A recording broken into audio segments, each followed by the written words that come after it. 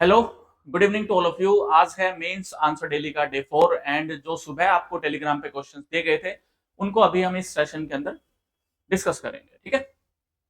सो पहला क्वेश्चन है, a society is judged by the place it gives to women. यानी एक सोसाइटी जो है वो जज की जाती है कि वो अपनी वुमेन को कौन सी पोजीशन देती है और किस तरह का ट्रीटमेंट देती है सोसाइटी के अंदर।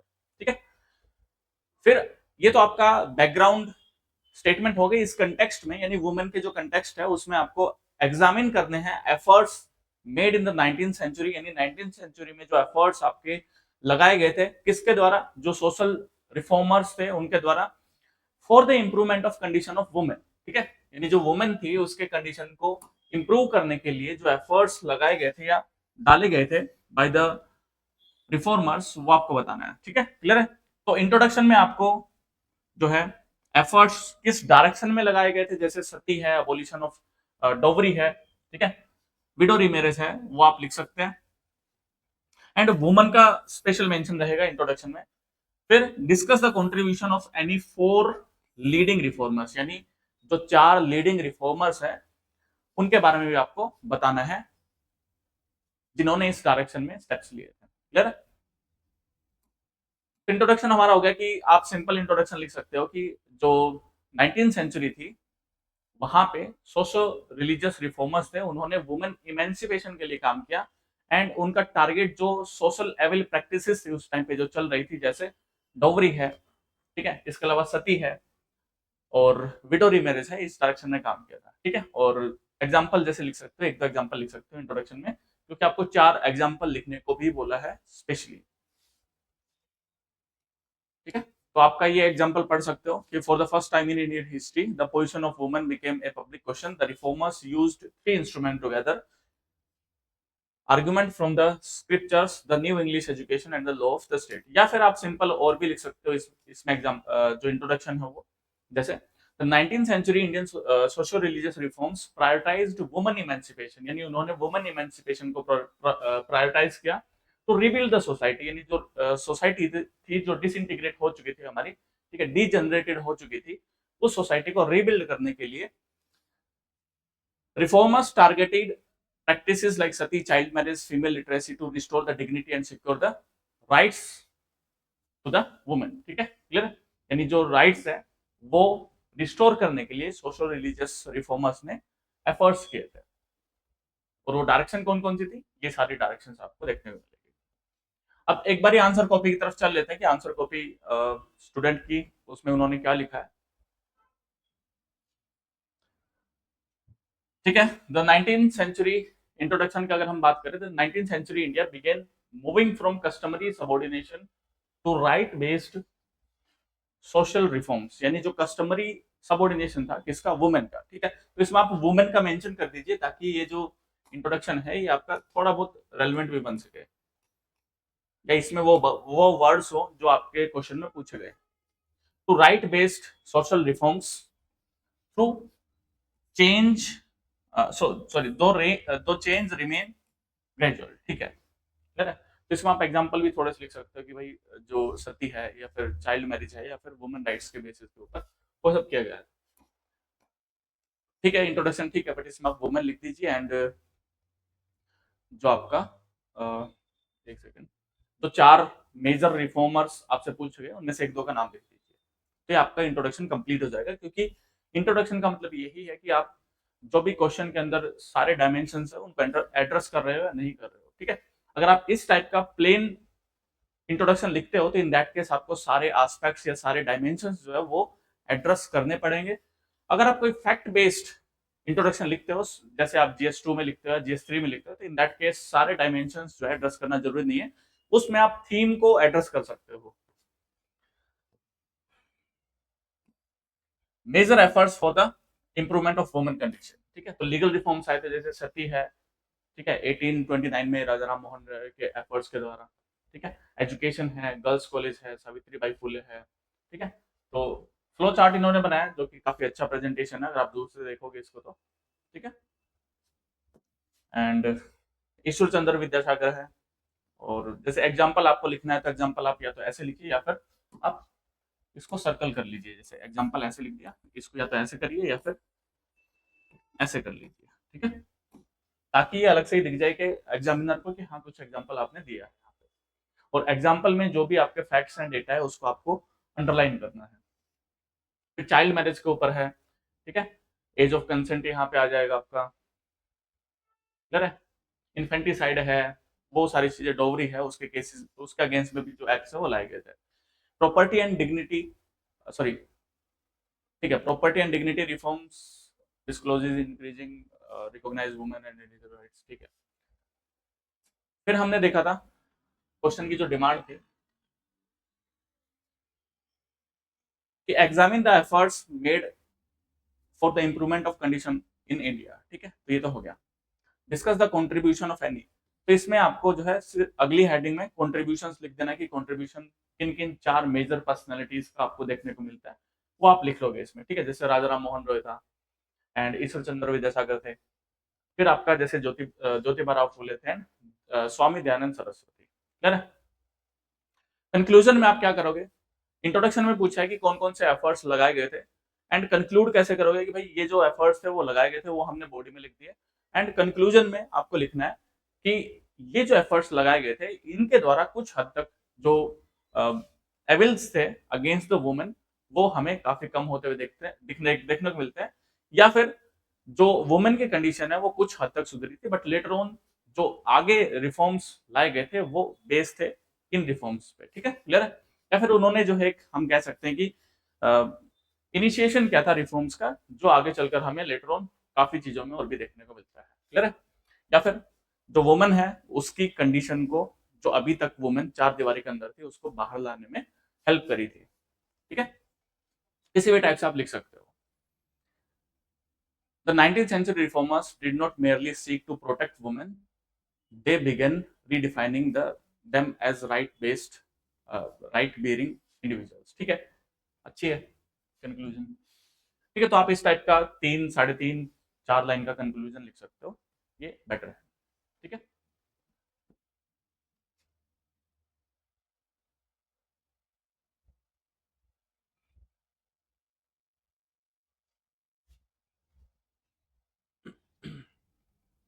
सॉल्यूशन देख लेते हैं। सॉल्यूशन में वैसे इन्होंने जो हमने अभी कॉपी चेक करी थी उसमें आपको सारे पॉइंट्स देखने को मिलेंगे जो लगभग इसमें है, ठीक है, तो कुछ ऐसा नया नहीं है। कंक्लूजन एक बार देख लेते हैं कि the 19th century gender reform successfully dismantle severe social levels, यानी जो रिफॉर्म्स थे वो कुछ हद तक आपके सक्सेसफुल रहे थे, ठीक है। और उन्होंने जो है एजुकेशनल और लीगल सिस्टम के अंदर चेंज लेके आया था, जिसके अंदर जो वुमेन एजुकेशन है उसको फोस्टर किया था, साथ ही साथ जो लीगल स्ट्रक्चर है उसके अंदर भी वुमेन बेस्ड अप्रोच लेके वो आए थे, ठीक है। बस इतना आप लिख सकते हो, बाकी आपका ये एक्स्ट्रा लाइन है, लिखना तो आप लिख सकते हो। Next question is, the Indian reformers had first to prove that the reform was not against religion। ये कह रहा है कि जो रिफॉर्मर्स थे उनको पहले, सबसे पहले ये प्रूव करना पड़ा कि जो रिफॉर्म्स है वो रिलीजन के अगेंस्ट में नहीं है। Explain the circumstances and the main features of the socio religious reforms movement, यानी आपको जो सर्कमस्टांसेस है, जैसे हमने जैनिज्म बुद्धिज्म के केस में देखा था कि वो कौन कौन से रीजन थे जिसकी वजह से जैनिज्म और बुद्धिज्म का राइज देखने को मिलता है, वैसे आपको बताना है कि वो कौन कौन से सर्कमस्टांसेस थे, परिस्थितियां थी जिनके चलते हमें, एंड मेन फीचर जिसके चलते हमें जो रिलीजियस रिफॉर्म्स मूवमेंट है वो देखने को मिलते हैं, ठीक है। एंड मेन फीचर्स उनके, यानी सर्कमस्टांसेस एंड मेन फीचर्स, दो हेडिंग्स ये हो गए आपकी। Do you agree that these movements were more of revival than reforms, तो एक तीसरी हेडिंग ये हो जाएगी कि भाई ये रिवाइवलिस्ट मूवमेंट थे या फिर रिफॉर्मिस्ट मूवमेंट थे। रिवाइवलिस्ट मूवमेंट मतलब जो रिलीजन को रिवाइव करना चाहते थे, ठीक है, ऑर्थोडॉक्सी को रिवाइव करना चाहते थे वो मूवमेंट थे, या फिर वो रिफॉर्म्स की तरफ काम करते थे, क्लियर। तो इसमें आप क्या लिखोगे, तो कंटेक्स्ट दिया कि भाई ये रिलीजन के अगेंस्ट में नहीं थे, तो जो रिफॉर्मर्स थे उनका सबसे पहला एफर्ट यही था कि उनको अगर प्रूव करना है कि हमारे जो रिफॉर्म्स मूवमेंट है वो एंटी रिलीजियस नहीं है, तो इन दैट केस उनको ये प्रूव करना पड़ेगा कि जो हमारे रिफॉर्म्स है वो कहीं ना कहीं स्क्रिप्चर्स से लिए गए हैं, यानी स्क्रिप्चर्स जो है, जो रिलीजियस स्क्रिप्चर्स होते हैं, जो धार्मिक ग्रंथ होते हैं, ठीक है, उनके उनसे ही लिए गए हैं, और हम जो है जो ये बातें कर रहे हैं स्क्रिप्चर्स में कहीं ना कहीं लिखी हुई है, और हम इनके अगेंस्ट में बातें नहीं कर रहे हैं, ठीक है, क्लियर है। फिर आपको मेन फीचर्स लिखने हैं, एंड तो इंट्रोडक्शन में आप लिख दोगे ये सारी चीजें जो मैंने अभी आपको बताई कि they use scriptures for their reforms. ठीक है, क्लियर है। तो इसका अगर हम इंट्रोडक्शन देखते हैं तो जो सोशल रिलीजियस रिफॉर्मर्स थे उन्होंने फेस किया था किस चीज को, जो रिलीजियस ऑर्थोडॉक्सी थी, जैसे हिंदुइज्म है या फिर जो इस्लाम है, इस्लाम के अंदर भी जो लोग रिफॉर्म्स लाना चाहते थे वो उन्होंने भी जो रिलीजियस ऑर्थोडॉक्सी है उसको फेस किया। ठीक है, they used ancient scriptural authority to legitimate social change. उन्होंने सोशल चेंज के लिए जो चीज यूज किया, जो टेक्निक यूज की, वो थी आपकी क्या बोलते हैं, स्क्रिप्चरल अथॉरिटी, कि ये जो हम कर रहे हैं ये ऑलरेडी जो हमारे स्क्रिप्चर्स हैं उनमें लिखा हुआ है। ठीक है, एंड उसी के साथ साथ ये कहा कि ये मॉडर्न चीज नहीं है, ये तो ऑलरेडी हमारे स्क्रिप्चर्स में लिखी है, ये कहीं कोई विदेशी चीज नहीं है। ठीक है, क्लियर है। क्योंकि बाहर के जो हमारे इंडियन लोग जो थे वो समझ रहे थे कि जो ये रिफॉर्म्स ला रहे हैं, ये जो फॉरेन आइडियोलॉजी है वो हमारे कंट्री के ऊपर इम्पोज की जा रही है, जैसे वुमेन राइट्स है, वो सारी चीजें। ठीक है, क्लियर है। तो इन्होंने कहा कि नहीं, ये जो चीज है ये हमारे ऑलरेडी स्क्रिप्चर्स में एग्जिस्ट कर रही है, कोई बाहर की चीज नहीं है, तो आप इस चीज को इंट्रोडक्शन की तरह यूज कर सकते हो। ठीक है, इसमें साथ ही एक लाइन और ऐड कर सकते हैं, क्योंकि इसमें जैसे आपका पूछा हुआ है रिवाइवल थे या रिफॉर्मिस्ट थे, तो इसमें एक लाइन और ऐड कर सकते हैं कि दो ओवरऑल जो ट्रेंड है वो हमें रिफॉर्मिस्ट मूवमेंट का देखने को मिलता है, बट हमें कुछ एलिमेंट्स जो है वो रिवाइवलिस्ट एलिमेंट्स भी देखने को मिलता है। ठीक है, क्लियर है। फिर आपका इंट्रोडक्शन हो जाएगा ऐसा। फिर सर्कमस्टांसेस क्या क्या थे जिसकी वजह से जो रिफॉर्म्स थे वो इनिशिएट हुए। तो पहली चीज है कॉलोनियल रूल। तो कॉलोनियल रूल जो आया था, यानी जो ब्रिटिश रूल या एम्पायर स्टेब्लिश किया गया था इंडिया के अंदर, उसने बहुत सारी चीजें की, जैसे जो मीन्स ऑफ कम्युनिकेशन है, जैसे रेलवेज है, रोड्स है, हाईवेज हैं, वो बिल्ड किए, एंड दूर दूर से लोग जो है वो एक जगह से दूसरे जगह तक मूव होने लगे, एंड आइडियाज का फ्लो होने लगा, जिसकी वजह से जो लोग हैं उन्होंने पॉइंट आउट करना शुरू किया कि भाई आपके रीजन में ये सारी प्रॉब्लम्स है, हमारे रीजन में तो ऐसा नहीं है। ठीक है, क्लियर है। प्रेस है, प्रिंटिंग प्रेस का यूज करके, एंड जो इंग्लिश एजुकेशन है वो आपकी उसकी वजह से भी जो है हमें ये सारी चीजें देखने को मिलती है।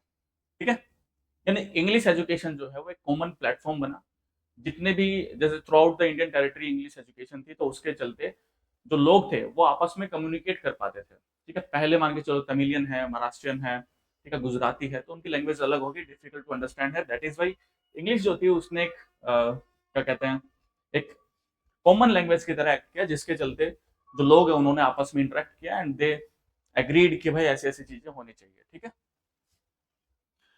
फिर कॉलोनियल रूल जो था उसके कुछ और फीचर्स थे, जैसे अगर हम बात करें कि एक नई अर्बन क्लास हमें देखने को मिलती है ड्यू टू ब्रिटिश एम्पायर। और ये जो नई अर्बन क्लास थी ये बेस थी आपके जो वेस्टर्न पॉलिटिकल आइडियाज थे, जैसे आपका रेनेसा है, रिफॉर्मिज्म है, रेशनलिज्म है, लॉजिकल आर्गुमेंट्स है, उनके बेसिस के ऊपर या उन आइडियाज के ऊपर बेस थी। इनकी जो थिंकिंग थी वो उस डायरेक्शन में थी। ठीक है, जैसे वोल्टायर का आप कंसेप्ट पढ़ते हो, वो सारी चीजें, ना कि जो ऑर्थोडॉक्सी है या सुपरस्टिशन था उसके ऊपर ये एडवोकेट करते थे। क्लियर है। तो जो अर्बन क्लास का जो आउटलुक है या जो उसकी आइडियोलॉजी है उसने भी कहीं ना कहीं रिफॉर्म्स को बेसिकली आगे फर्दर किया। फिर कुछ ओरिएंटलिस्ट, देखो ओरिएंटलिस्ट स्कॉलर्स कौन से होते हैं? ओरिएंटलिस्ट स्कॉलर्स वो होते हैं जो आपके ईस्ट ईस्ट एक तो वेस्टर्न वर्ल्ड हो गया, एक आपका ईस्टर्न वर्ल्ड हो गया। तो एंग्लिसिस्ट जो है वो वेस्टर्न साइड की बात करेंगे, उनके जो सिविलाइजेशन है उसको सुपीरियर बताएंगे। जो ओरिएंटलिस्ट है वो आपके इंडिया है, चाइना है, जो ईस्टर्न वर्ल्ड है या जो सदर्न वर्ल्ड है जिसको हम बोलते हैं साउथ साउथ कोऑपरेशन। ठीक है, नॉर्थ या साउथ, नॉर्थ आपका डेवलप्ड कंट्री हो गई या जो वेस्टर्न कंट्रीज है, एंड साउथ वर्ल्ड जो है वो आपका हो गया जैसे इंडिया है, चाइना है, जो डेवलपिंग कंट्रीज है, जो इंडिपेंडेंट हुई थी आफ्टर वर्ल्ड वॉर 2। ठीक है, ओरिएंटलिस्ट स्कॉलर्स जो है उन्होंने रिकवर किए या डिस्कवर किए जो एंशिएंट टेक्स्ट थे हमारे, एंड उनके अंदर भी उन्होंने आइडेंटिफाई किया कि जो हमारे यहाँ पे वेस्टर्न कंट्रीज के अंदर जो आइडियोलॉजी है, जो हम बताते हैं कि भाई ये हमारी नई आइडियोलॉजी है, बेटर आइडियोलॉजी है, ये कहीं ना कहीं हमें इंडियन एंशिएंट स्क्रिप्चर्स में भी या टेक्स्ट में भी देखने को मिलती है, and that boosted the moral of Indian people, और उसने जो है इंडियन पीपल का मोरल को बूस्ट किया। ठीक है, फिर अगेन जो क्रिश्चियन मिशनरीज थी, ठीक है, जैसे आपने पढ़ा होगा 1813 का एक्ट, 1813 के एक्ट में जो ट्रेड, रिलीजन एंड एजुकेशन के लिए आपकी तीन चीजें रिफॉर्म्स लाए गए थे। ठीक है, एजुकेशन के लिए 1 लाख सम आपका दिया गया था, एंड जो क्रिश्चियन मिशनरीज हैं उनको अलाउ किया गया था। तो उन क्रिश्चियन मिशनरीज के आने के बाद से हुआ क्या, जो क्रिश्चियन मिशनरीज थे, क्योंकि वहां पे जो सोसाइटी थी काफी काफी डेवलप्ड थी, एंड जो वुमेन की कंडीशन थी वो कुछ हद तक ठीक थी, वहां पे राइट्स थे, लिबर्टीज थी, फ्रीडम्स थी। सो जैसे क्रिश्चियन मिशनरीज आए तो उनको अपना रिलीजन जो है वो एक्सपेंड करना था, यानी जो धर्म है उसका प्रचार करना था। So that is why they started criticising the Indian religion. ठीक है, इंडिया के अंदर जो भी रिलीजन थे, जैसे इस्लाम है या फिर आपका जो हिंदुइज्म है, उसको क्रिटिसाइज करना शुरू किया कि आपके यहाँ तो वुमेन की कंडीशन है वो काफी खराब है। तो दैट इज वाई उनको भी काउंटर करने के लिए, जो क्रिश्चियन मिशनरीज आए थे उनको भी काउंटर करने के लिए जो इंडियन रिफॉर्मर्स हैं उन्होंने ये स्टेप्स लिए ताकि हम अपने रिलीजन को रिफॉर्म करें, ताकि बाहर वाला कोई आके हमारे ऊपर उंगली ना उठाए। क्लियर है? तो कुछ सर्कमस्टांसेस थे जिनकी वजह से जो रिलीजियस रिफॉर्म्स थे वो लाए गए थे बेसिकली। क्लियर है? एक्सप्लेन द सर्कमस्टांसेस, सर्कमस्टांसेस हमने एक्सप्लेन कर लिए। एंड फीचर्स क्या कहते हैं? फीचर्स आपको बताया कि जो सोशल रिलीजियस रिफॉर्म्स मूवमेंट है उनके फीचर्स बेसिकली आपके क्या थे? भाई वुमेन की कंडीशन को हमें एमिलियोरेट करना है, इमेंसिपेट करना है उसको। ठीक है, जो कुछ सोशल एविल्स है लाइक सती है, अनटचेबिलिटी है, जो कास्ट बेस्ड सिस्टम है उसको हमें अप्रूव करना है, उसको हमें अबोलिश करना है। ठीक है, तो मेन फीचर क्या थे मैंने अभी बताया, रीजनिंग है, लॉजिकल रीजनिंग है, रैशनलिज्म है, रेनेसा है, इस आइडियोलॉजी को वो फॉलो करते थे। और इसको कहीं ना कहीं उन्होंने जस्टिफाई किया स्क्रिप्चर्स के साथ कि हमारे जो स्क्रिप्चर्स हैं वो भी लॉजिकल रीजनिंग को ही एडवोकेट करते हैं, उसको ही फॉलो करते हैं, and they do not believe in superstitions. ठीक है, monotheism and rejection of idolatry, priestly mediation and caste, जैसा जैनिज्म बुद्धिज्म में था वो हम यहाँ पे भी देखेंगे। ठीक है, एजुकेशन है वो चीफ इंस्ट्रूमेंट था। ठीक है, और आपका डिवोशन टू सर्विस, जैसे आपने रामकृष्ण मिशन के बारे में पढ़ा होगा, वो सब चीज आप यहाँ पे लिख सकते हो। ठीक है, सत्य शोधक समाज। ठीक है, ये सारी चीजें आप लिख सकते हो। मतलब आपको जो है एक रिफॉर्म्स, अलग अलग टाइप के रिफॉर्म्स लिखने हैं या रिफॉर्म मूवमेंट्स लिखने हैं जो अलग अलग सेक्शन ऑफ द सोसाइटी को टारगेट कर रहे थे। ठीक है, कुछ आपके रिफॉर्मिस्ट मूवमेंट थे, कुछ आपके मोनोथीज्म को लेकर थे, कुछ आपके डोगरी को के अबॉलिशमेंट के लिए थे, कुछ आपके वुमेन एजुकेशन के बारे में थे, कुछ आपके जो थे वो schedule caste and schedule tribes के बारे में थे। ठीक है, जैसे आर्य समाज था। आर्य समाज क्या था? आर्य समाज आपका रिवाइवलिस्ट जो रिफॉर्म मूवमेंट है उनके अंदर काउंट होता है। क्लियर है? तो अब बात आता है कि जो मूवमेंट्स थे वो रिफॉर्मिस्ट थे या रिवाइवलिस्ट थे, यानी वो अपने जो रिवाइव रिलीजन है उसको रिवाइव करना चाहते थे या ऑर्थोडॉक्सी जो है उसको लाना चाहते थे वापस as a counter to western Christian missionaries, या फिर वो रिफॉर्मिस्ट थे। तो हम इसमें एग्जांपल लिखेंगे कि भाई जो हमारे रिफॉर्म्स मूवमेंट थे वो रिवाइवलिस्ट भी थे, बट जो ब्रॉडर आउटलुक है वो किसकी तरफ था? वो आपका रिफॉर्मिस्ट की तरफ था। तो रिवाइवलिस्ट के आप एग्जांपल दे सकते हो, जैसे हमने अभी पढ़ा था जो आपका सर सैयद अहमद खान के बारे में, जिन्होंने जो है आपका अलीगढ़ मुस्लिम यूनिवर्सिटी को एस्टेब्लिश किया था। क्लियर है? सर सैयद अहमद खान का। एंड साथ ही साथ जो आपका ये आर्य समाज, दयानंद सरस्वती। ठीक है, तो इन्होंने जो आर्गुमेंट दिया था या इन्होंने जो डायलॉग दिया था बैक टू वेदास, वो आप मेंशन कर सकते हो। तो कुछ हमें दो तीन जो जैसे वहाबी मूवमेंट है वो भी आप लिख सकते हो यहाँ पे। तो दो तीन जो रिफॉर्म्स मूवमेंट थे वो आपके ओरिजिनल फॉर्म ऑफ रिलीजन की तरफ फोकस करते थे कि जो ओरिजिनलिटी है रिलीजन की वो मेंटेन होनी चाहिए। और बाकी जो मूवमेंट थे वो आपके रिफॉर्मिस्ट टाइप के थे। क्लियर है? जिसके अंदर हमें मॉडर्न एजुकेशन वो सारी चीजें हमें देखने को मिलती है। क्लियर है? राइट्स हैं, लिबर्टीज हैं, वो सारी चीजें। तो आप कंक्लूजन में क्या लिखोगे कि भाई जो रिलीजियस मूवमेंट थे उन्होंने बेसिकली जो भी स्क्रिप्चर्स हैं उनका यूज करते हुए ये प्रूव किया कि भाई हमारे जो रिफॉर्म मूवमेंट है वो जो एविल्स है सोसाइटी में उसकी तरफ फोकस कर रहे थे। साथ ही साथ जो ब्रॉडर आउटलुक था वो किसकी तरफ था? वो आपका रिफॉर्म की तरफ था, ना कि रिवाइवल की तरफ। ठीक है, rather than simple revivalism, these movements used scriptural reinterpretation as a strategic tool to synthesize traditional जो हमारी नॉलेज थी या वैल्यूज थी विद मॉडर्न वैल्यूज। ठीक है, क्लियर है? Effectively initiating the India socio religious Renaissance. Renaissance के बारे में हम पढ़ चुके हैं। विदाउट लूजिंग कल्चरल आइडेंटिटी, कहने का मतलब यह है कि जो कंक्लूजन है उसके अंदर आप लिख सकते हो कि जो रिफॉर्मर्स थे उन्होंने मॉडर्न कंसेप्ट को ट्रेडिशनल कंसेप्ट को मिक्स करके एक अपना खुद का नया इंडियन वर्जन जो है वो प्रोवाइड करने की कोशिश करी थी।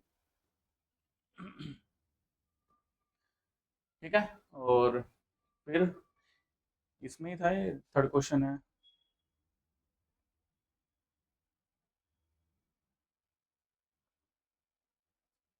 ठीक है, so next question is reform reaches the people only when it reaches their language. ये कह रहा है कि रिफॉर्म्स जो है वो लोगों तक तभी पहुंच पाएंगे जब हम उनको उनकी लैंग्वेज में बता पाएंगे कि आपको ऐसे करना है, ऐसे नहीं करना है, ठीक है, या ये चीजें सही है, ये चीजें गलत है।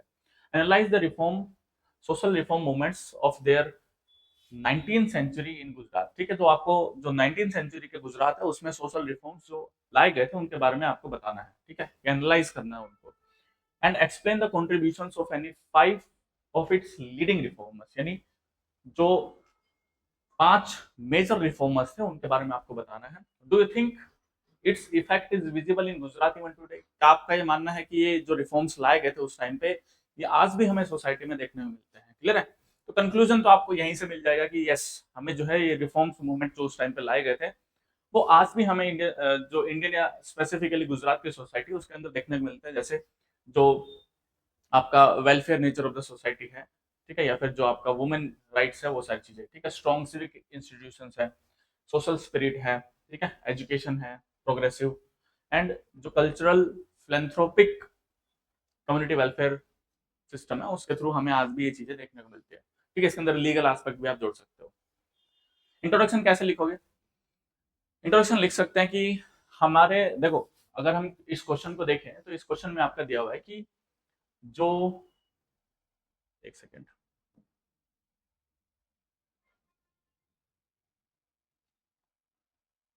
यस, जो क्वेश्चन है उसके अंदर दिया हुआ है कि रिफॉर्म्स जो है वो लोगों तक तभी पहुंचेंगे जब वो उनकी लैंग्वेज में बताए जाएंगे। तो यहाँ पे लैंग्वेज को एक हम मेन पिलर लेकर चल सकते हैं कि उसके आसपास ही हम इंट्रोडक्शन को हम बना देंगे। ठीक है, क्लियर है? और उसमें सोशल रिफॉर्म्स लिखने हैं और आपको जो टुडे रेलिवेंट है वो आप लिख सकते हो इसमें। ठीक है, क्लियर है? तो हम कह सकते हैं कि जो रिफॉर्म्स मूवमेंट थे गुजरात के अंदर, दे वर रूटेड इन वर्नाकुलर लिटरेचर या वर्नाकुलर लैंग्वेज। ठीक है, जिसने डेमोक्रेटाइज किया सोशल चेंज को, यानी लोगों तक पहुंचाया सोशल चेंज को by utilising the local language. Reformers successfully engage the masses on caste and gender issues, यानी लोकल लैंग्वेज का यूज करके जो रिफॉर्मर्स है उन्होंने लोगों को सक्सेसफुली एंगेज किया on issues like caste and gender. ठीक है, क्लियर? तो आप ये लिख सकते हो इसमें। अब देख लेते हैं इसका सॉल्यूशन। सॉल्यूशन में अपनी 3 हेडिंग्स बनेगी। ठीक है, एक बार देख लेते हैं क्वेश्चन कौन सा है। थर्ड। ठीक है, तो लैंग्वेज के बारे में आप कुछ लिख सकते हो थोड़ा बहुत, क्योंकि ये स्टेटमेंट है, कंटेक्स्ट दिया हुआ है, तो इसके बारे में आप ज्यादा डिस्कस नहीं करना है। आप 2 4 5 पॉइंट लिख सकते हो इसके बारे में। ठीक है, फिर आपको जो मेन हेडिंग है वो लिखनी है कि जो सोशल रिफॉर्म्स मूवमेंट है 19th सेंचुरीज के गुजरात में, ठीक है, वो लिखने हैं। उनका एनालाइज करना है, उनके पॉजिटिव क्या क्या थे और नेगेटिव क्या क्या थे, क्योंकि वर्ड यहाँ पे लिखा हुआ है एनालाइज। एनालाइज करो सोशल रिफॉर्म्स मूवमेंट को, तो उनके आप अचीवमेंट्स को लिख सकते हैं और उनकी जो लिमिटेशंस है या जो ड्रॉबैक्स है उनको आप लिख सकते हो। एंड आपको 5 लीडिंग रिफॉर्मर्स के देने हैं। दूसरी हेडिंग ये होगी। तीसरी हेडिंग कौन सी हो जाएगी? Do you think its effect is still visible in Gujarat today? तो आपको ये भी बताना है कि क्या गुजरात के अंदर ये इफेक्ट देखने को मिलता है, और अगर मिलता है तो कहाँ और क्यों। ठीक है, तो ये कंप्लीट आप एक ही हेडिंग में बना सकते हो कि यस, जो इफेक्ट्स हैं इसके रिफॉर्म्स मूवमेंट के वो आज भी हमें गुजरात की सोसाइटी में देखने को मिलते हैं। तो उसमें फिर आप 4 5 पॉइंट लिख सकते हो। ठीक है,